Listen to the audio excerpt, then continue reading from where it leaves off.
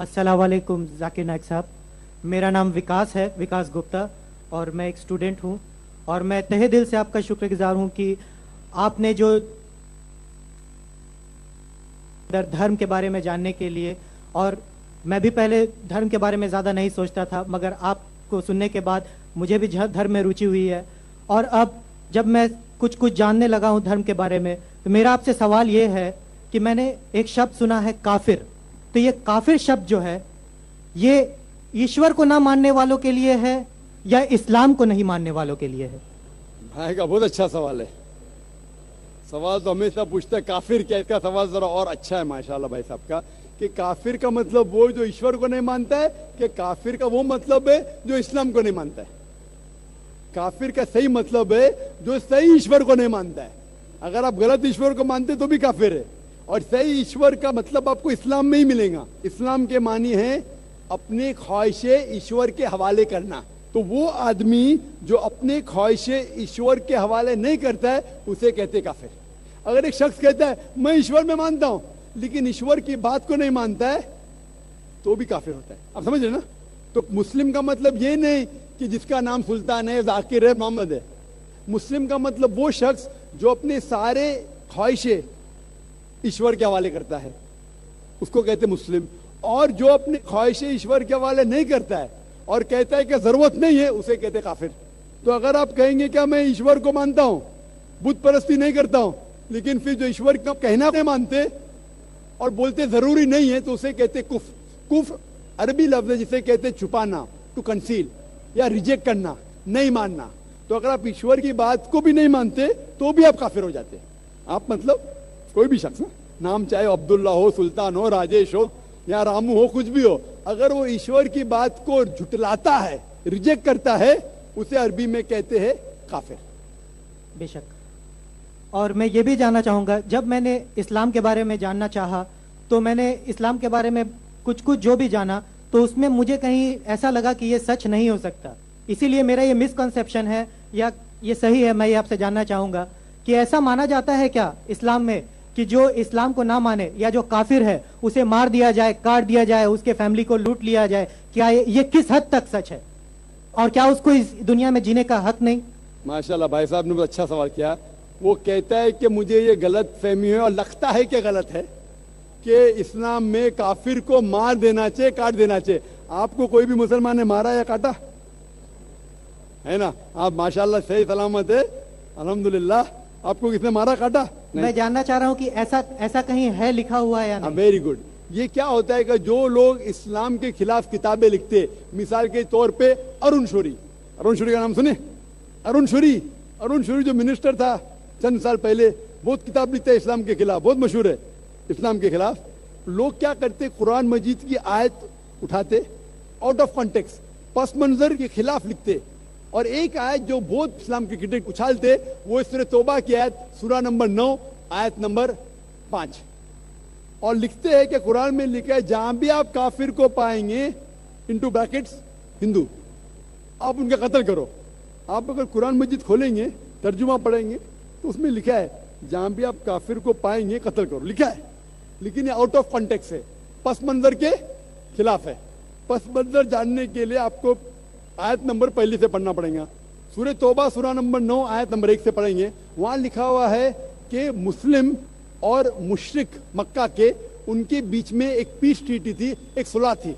ये peace treaty, ये सुलह एक तरफा मुशरिकों ने तोड़ दिया मक्का के।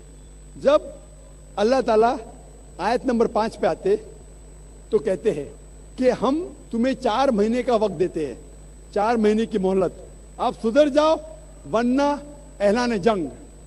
आपने सुलह की थी, आपने सुलह को तोड़ी, 4 महीने का वक्फा, सुधर जाओ वरना ऐलान जंग।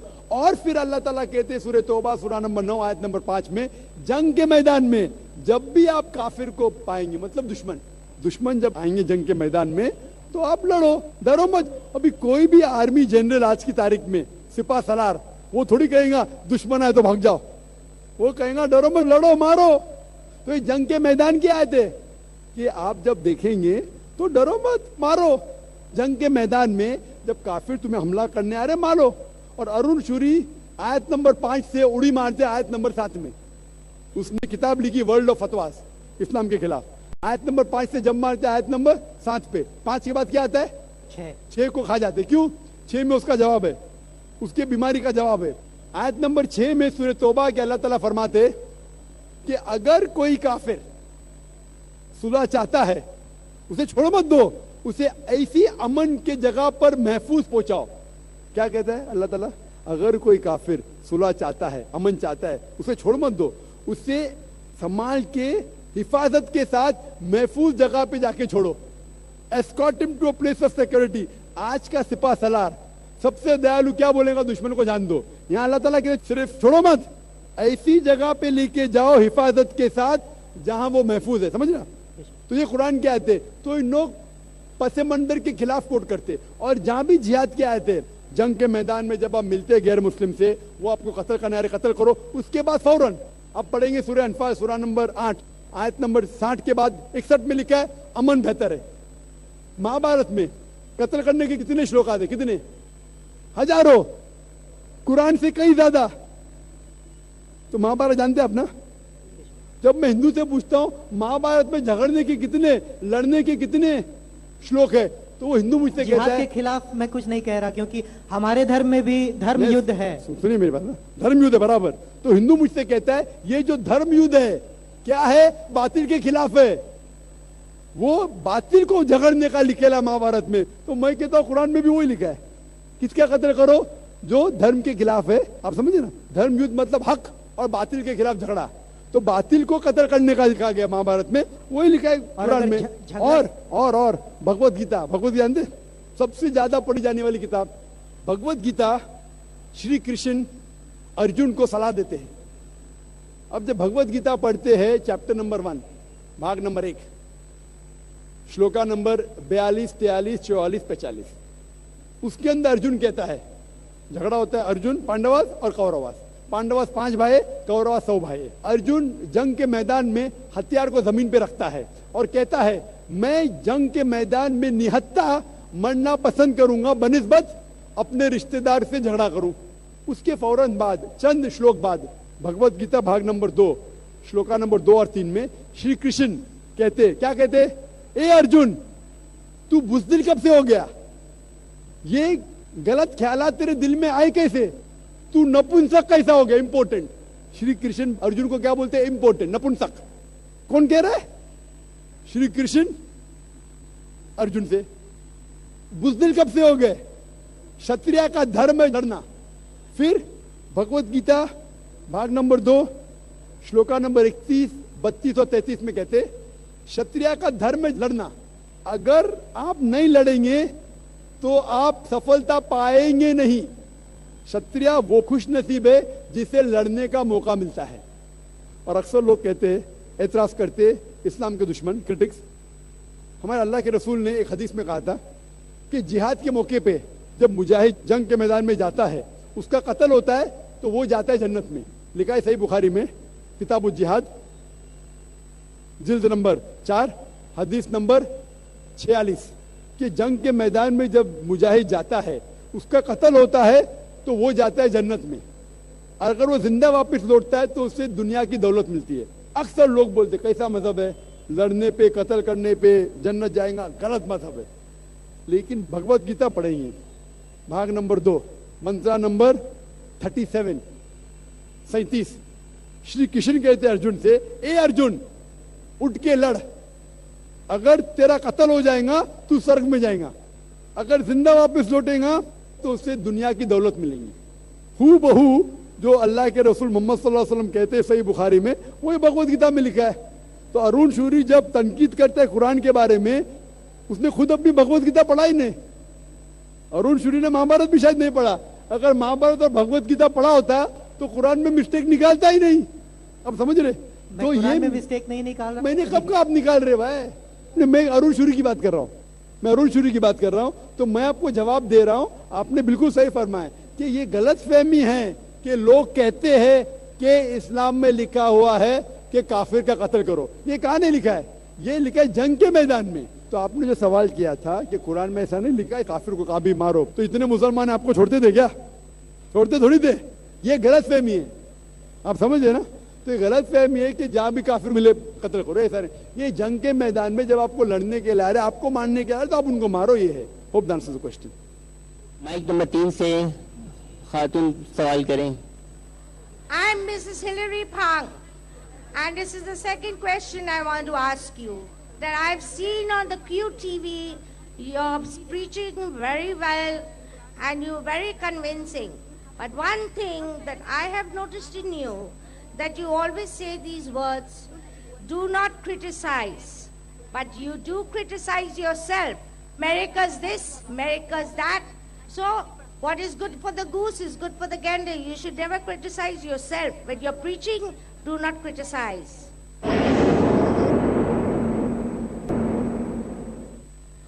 I'm Mrs. Hilary Phang, and this is the second question I want to ask you. That I've seen on the QTV, you're preaching very well and you're very convincing. But one thing that I have noticed in you, that you always say these words, do not criticize, but you do criticize yourself. America's this, America's that. So what is good for the goose is good for the gander. You should never criticize yourself. When you're preaching, do not criticize. Sister has asked a question. She said she sees me on QTV. She's impressed with my talk. But one thing she has objection. I say don't criticize. Never did I say that don't criticize. I say that when I'm giving a talk on similarities, I'm not criticizing. I never tell people should not criticize. The Quran says if people are wrong, correct them. When I have to correct them, I have to criticize them. I never said that I don't criticize. What I say, that normally when I'm giving a talk on Islam and comparative religion, that time my main aim is not to criticize. So when I'm speaking about America, America is not a religion. America is bad, I have to say it is bad. If I don't say, then I'm not a good Muslim. Quran says in Surah Isra, chapter number 17, verse number 81, وَقُلْ جَاءَ الْحَقُّ وَذَاقَ الْبَاطِلُ إِنَّ الْبَاطِلَ كَانَ زَهُوقًا. When truth is heard against falsehood, falsehood perishes. For falsehood is by its nature bound to perish. So we have to speak the truth. Jesus Christ, peace be upon him, said in the Gospel of John, seek ye the truth, and the truth shall free you. So we have to speak the truth, sister. At the same time, we should not go out of the way to criticize any religion. But when we are asking a person to come on the straight path, he may think it's a criticism which Islam gives permission, even Bible gives permission, sister. So please don't misunderstand. I never said no one should criticize. But many a time when I give my talk, my aim is not to criticize. My aim is to come to common terms, sister. Hope that answers the question. मैं रिंटा सरदार, मैं सतरागाछी से आया हुआ हूँ. मेरा question है, اپنا پیشہ بتلائیں. मैं एक व्यवसायी हूँ. जाकिर नायक से मेरा क्वेश्चन है, हर धर्म में ये बोला गया है शादी करने के लिए लड़का और लड़की को प्राप्त वयस्क होना चाहिए, यानी बालिग. तो दिखा गया है और ये भी कहा गया है मुस्लिम लोगों के लिए कि मुस्लिम लड़का और लड़की को शादी करने के लिए घर के बुजुर्ग से इजाज़त लेना पड़ता है. मगर अक्सर देखा जाता है कि ये बालिग घर से भाग के अपना बुजुर्ग से इजाज़त ना लेके दूसरी जगह जाके शादी करता है, और वो शादी होता है किसी मस्जिद या किसी इमाम के पास. ये सही है या गलत? भाई साहब का दो सवाल था. पहला सवाल कि इस्लाम में शादी होने के लिए लड़का और लड़की बालिग होना जरूरी, बेशक बालिग होना जरूरी. दूसरा सवाल कि आजकल बहुत से नौजवान बालिग लड़का लड़की घर से भागते हैं. ये जरूरी है कि माँ बाप की इजाजत लेना चाहिए शादी के लिए, भाग के फिर मस्जिद में शादी करते कहाँ तक सही है? भाई साहब, इस्लाम में माँ बाप की इजाजत फर्ज नहीं है, बेहतर है. अगर आप वालिदैन की इजाजत लेके शादी करते हैं तो बेहतर है, फर्ज नहीं है. ये मैंने मेरे तकरीर में भी कहा हूँ. तकरीर में कहा हूँ कि अल्लाह के रसूल ने कहा, सही बुखारी में जिल्द नंबर 7 किताबुन निकाह बाब नंबर 43 हदीस नंबर 69 69, एक औरत आके अल्लाह के रसूल से कहती है कि मेरे वालिद ने मेरे मर्जी के खिलाफ मेरी शादी एक मर्द से की. अल्लाह के रसूल ने शादी तोड़ दी. تو والدین کی اجازت فرض نہیں ہے, لیے تو بہتر ہے, فرض نہیں ہے, میں نے تقریر میں بھی کہا. لیکن اگر لڑکی چاہتی ہے کہ میں شادی نہیں کروں تو کوئی بھی والدین اس سے زبردستی نہیں کر سکتا, نہ باپ نہ ماں. اگر لڑکا چاہتا ہے کہ میں شادی نہیں کروں تو کوئی بھی زبردستی نہیں کر سکتا. اگر میاں بیوی راضی تو کیا کریں گا قاضی؟ تو اگر میاں بیوی راضی ہے لیکن صحیح طریقے سے, لفڑے کر کے باہر بھاگنا نہیں چاہیے, وہ حرام ہے اسلام میں. ہوتا ہے کہ نوجوان لوگ کالج میں ملتے ہیں, لفڑے کرتے بھاگتے, وہ بھی غلط ہے, وہ بھی غلط ہے. اگر لڑکا لڑکی ملتے کالج میں, دل لگایا گدھی سے تو پری کیا چیز ہے, یہ کہاوت ہے. تو کیا ہوتا ہے, ان لوگ حجاب کو توڑتے, پکچر دیکھنے ساتھ میں جاتے, مستی کرتے, پیار ہو جاتا ہے, پھر گھر سے بھاگتے, تو وہ بھی غلط ہے. آپ سمجھ رہے نا؟ تو ان نیسیسری بنا کوئی وجہ لڑکا لڑکی کا ملنا باہر نامحرم یہ حرام ہے. اگر کوئی جانتے اچھا لڑکا ہے کہ سنا ہے آپ نے کہ اچھا لڑکا ہے, عزت دار ہے, تو اسے پیغام پہنچاؤ صحیح طریقے سے, اپنے والد کے تھرو اس کے والدین کو پہنچاؤ, ملو, بات کرو, تحقیق کرو, نو پرابلم. لیکن اکیلے جا کے گارڈن میں بیٹھنا, تھیٹر میں بیٹھنا آخری رو پہ, یہ سب حرام ہے. صحیح طریقے سے پسند ہے شادی کر سکتے, دونوں راضی ہے تو شادی کر سکتے. Hope answer the question. اگلا کوشچن مائک نمبر 3 سے. আসসালামু আলাইকুম, আমার নাম স্বপ্না আছে. আমি বলছি কি যে আমাদের যে মন্দিরে পুজো করি, ঠিক আছে, তো আপনারা যে মক্কা শরীফ বলে ওখানে যে আপনারা যে নামাজ পড়েন ইটের মধ্যে, আপনারা ওখানে পড়ে আপনাদের নামাজ পড়ে কি উপকার হয়? इनका सवाल है कि जिस तरह से हम बुत परस्ती करते हैं, आप भी मक्का शरीफ में ईंटों की दीवार की बुत परस्ती ही तो करते हैं.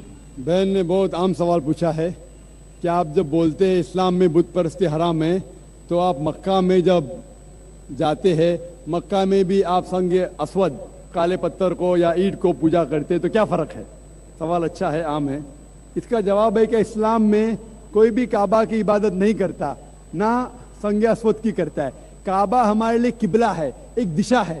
हम जब नमाज पढ़ते हैं हम मानते हैं इन कॉन्ग्रीगेशन, जमात में. अगर यहाँ नमाज पढ़ने का है तो कोई कहेगा दक्षिण की तरफ देखो, कोई कहेगा शिमाल की तरफ, कोई कहेगा पूरब, कोई कहेगा पश्चिम, किस तरफ देखे.